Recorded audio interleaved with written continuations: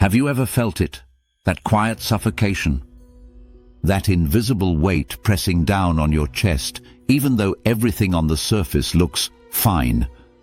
You have a job, friends, routines. But under it all, there's something hollow. A boredom that eats at you. A fatigue that feels less like being tired and more like a slow spiritual death. Society tells you this is normal. That life is about comfort, peace, and happiness. That suffering is failure. That the good life is the easy life. But Friedrich Nietzsche, the philosopher who wrote with fire and hammers, shattered this illusion. For Nietzsche, the true purpose of life was never happiness. It was power. What is good? All that heightens the feeling of power, the will to power, power itself in man. What is bad? All that proceeds from weakness. The will to power.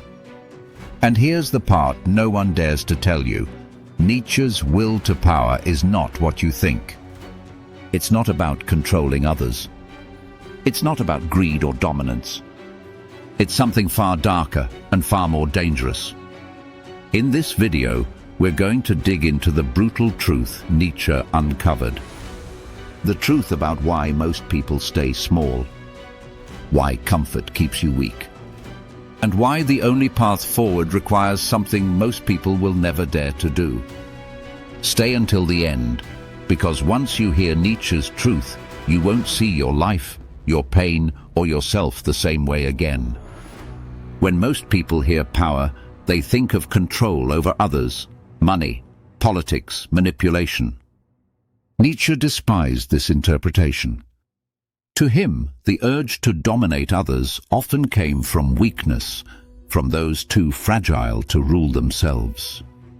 Real power, Nietzsche argued, is internal. It is the raw energy of life itself, the drive to grow, expand, overcome, to turn every pain into strength, every obstacle into transformation. It is not about controlling others. It is about conquering yourself. The athlete who lifts heavier than before. The writer who deepens her craft. The warrior who confronts his fear. The thinker who destroys old illusions to create new values. That is power. And Nietzsche insisted, without it, you are not really alive. Nietzsche's philosophy shatters the modern cult of happiness. He called it a narcotic, sold by religions, politicians, and consumer society to keep people tame. He wrote, "Man does not seek pleasure and avoid displeasure. What man wants is an increase of power, the will to power." Look around. Every ad, every wellness slogan, every political promise whispers the same thing. Be comfortable. Be safe. Don't suffer. But comfort is not freedom. Comfort is anesthesia. It keeps you paralyzed in a decorated prison. That's why people who have everything, wealth, status, comfort, often feel more empty than those who struggle. Because the truth is brutal. Humans do not want happiness. They want to grow. They want to overcome. And that requires pain. Modern society demonizes pain. Nietzsche revered it. He lived it. Chronic illness, isolation, rejection, breakdowns. And yet he transformed his agony into some of the most explosive philosophy ever written. He wrote, "What does not kill me makes me stronger." To Nietzsche, suffering is not a flaw in existence. It is existence. It is the battlefield where your will to power reveals itself. Think about it. You only set boundaries after being crushed by someone's disrespect. You only rebuilt yourself after losing what you thought you couldn't live without. You only became stronger because pain forced you to shed the weak version of yourself. Most people avoid this process. They numb themselves with distractions. They hide behind careers, relationships, or addictions. But the truth is merciless. Ignored pain repeats itself. Untransformed suffering recycles endlessly. What you don't overcome will own you forever. Here's where dark psychology meets Nietzsche. Why do so many stay weak? Because weakness is socially rewarded. Society teaches you to obey, to fear judgment, to seek approval, to avoid conflict. This is not morality, it is programming. A system designed to produce compliant workers and passive consumers. Psychology confirms it. Studies show that people crave social belonging more than truth. Most would rather conform to the group than think independently. This is why herd mentality dominates and why Nietzsche despised the herd. He wrote, "You have your way. I have my way. As for the right way, the correct way, and the only way, it does not exist." Thus spoke Zarathustra, yet most never dare to create their own way. They choose approval over freedom. And approval is the death of authenticity. Nietzsche imagined a brutal thought experiment, eternal recurrence. What if you had to live this exact same life, with every mistake and every pain, over and over for eternity? Would you embrace it or despair? This is the test of authenticity. If your answer is despair, you are not living truthfully. You are living safely. The greatest enemy is not the world. It is not other people. It is you, your excuses, your procrastination, your self-sabotage, your cowardice disguised as prudence. Nietzsche said the true warrior does not conquer nations. He conquers himself. And this is the hardest war. It is silent, invisible, solitary. Most never even begin it. They prefer mediocrity, blaming circumstances, hiding behind conformity. But every time you choose comfort over confrontation, you weaken yourself.